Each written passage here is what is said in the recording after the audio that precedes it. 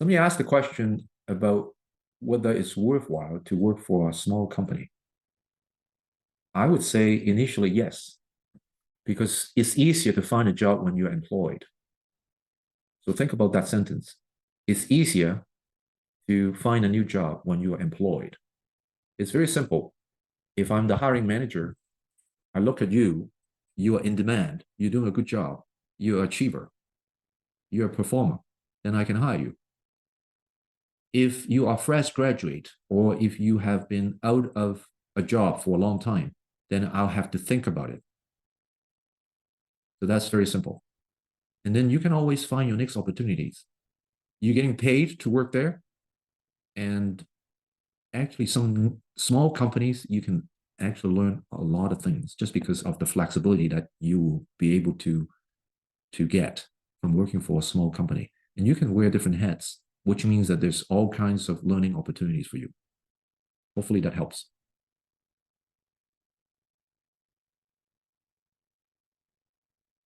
Another question, how do I know which career path to take? Right now, I've been offered a full-time job after I graduate, but I definitely want to pursue a different field. How do I choose? So similar answer to the previous one for the smaller company. If it's something that you can still work temporarily and then make a living, why not? So you should pursue that, but always keep in mind that you're not married for life. There's no such thing because you're only loyal to the company if the company is loyal to you. I hope that makes sense. If they are paying you the right amount of money, the right compensation for you, treats you well, give you promotion, doing the right things to you, then you want to stay with that company. If they don't, if they stop doing so, your mind will not be there. So it's a fair game. So you just need to think about that. And with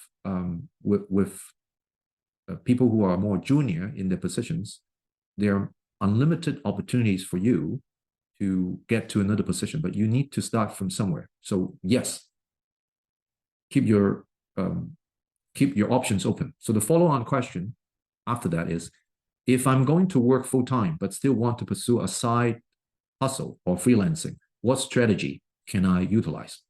So the number one thing that I want to remind you is that if you think about personal brand, you need to have that integrity. You need to maintain that integrity. Meaning what?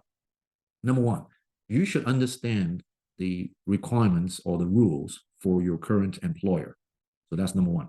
If they don't allow any part-time job or conflict of interest, that's obvious, right? So number one, there should not be any conflict of interest. You should not be working in the same industry or working for competitors, stealing customers. So that's step number one.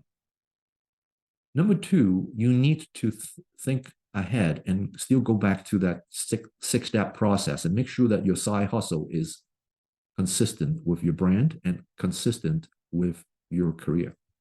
So hopefully it is, because the minimum is that it will generate more income for you. I would use what I'd been talking about, the TCM methodology in terms of coming up with strategies. So number one, look at the timeline, whether it's consistent with your full-time job and how much time can you allocate to do that part-time job. And for example, for real estate, it's not easy. You have to spend the time. Now, the good and the bad is the barriers to entry is low, but it's getting higher right now. You have to do more tests and certification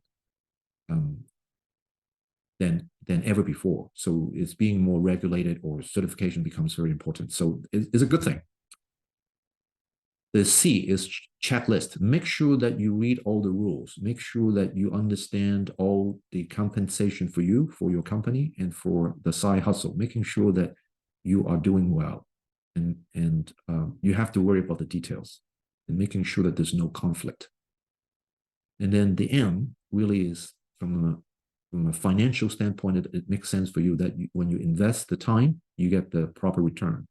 Make sure you're not just doing it for money. And that's the best. That's the worst thing. Just doing it for money is not the smartest move. The next question, where can I network with people in my field? So I've alluded to it in the earlier Q&A video. Industry association is one of the best. Now, the obvious case is the obvious tool, online tool will be LinkedIn. But you will find that if you only have 15 connections, that if you send out more invites, less people will connect to you versus somebody who is more experienced and has 1,500 connections. It's easy, it's obvious to understand, right? Everybody wants to connect with somebody who's smarter, who has a senior position, who is a good performer, and so on and so forth. So people aspire to that, and it just makes sense. When you join an industry association, you have a common goal. And for you to connect with somebody who has a common goal is easier. So when you go to these events and you volunteer for those events, people's guard is down, meaning you want to connect. It's very simple. They look at a young person in the same industry and you volunteer and you're there and you're friendly, you talk to them. They're very receptive in connecting with you. Number one, to have a small conversation, maybe expand into a more detailed conversation.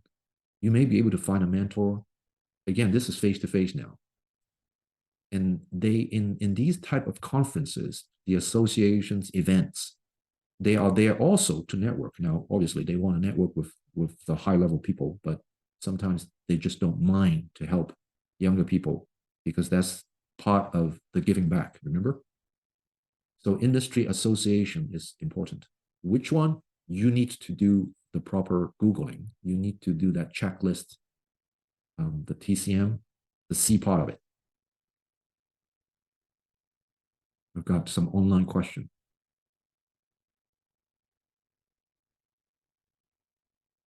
Okay, somebody is asking, how do I, you've talked about personal brand. How do I know what my personal brand is? It's actually in my book. So you have to think about that too. In the other video on the 6-step career path, the first step is actually the second step. I don't even remember. It's the second step is to do a personality assessment. And they are all over the internet. And if you go to Indeed, I think it's Indeed, they actually talk about 7 or 8 different personality assessments. And so that is the first part. And then I will actually do a video on it. I'll make a note and I'll do a video on personal brand. Excellent question. The next question, how important is networking? So I can't stress enough. It is extremely important. Networking is extremely important.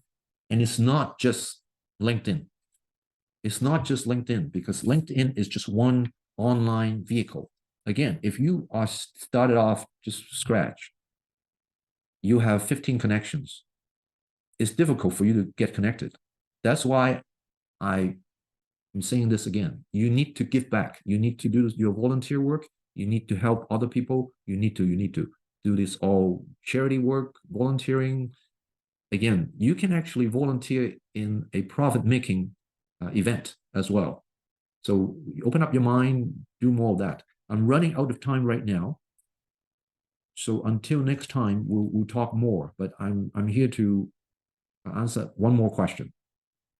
I've landed a management position, but I'm struggling a bit in a leadership role. Any tips? The tip is actually in one of my other discussion, upgrade yourself. So there are all kinds of courses and there are different certifications for you to upgrade yourself. Look for those. Look for the free ones. Look for a mentor and keep track of all your achievements. Make sure you update your LinkedIn profile. Please go back to the career channel, to the Career Secret channel, and subscribe so that when I do my next video, you'll be alerted and you get more out of this. Until next time, these are your career secrets. And my name is Edmund Young. Thank you.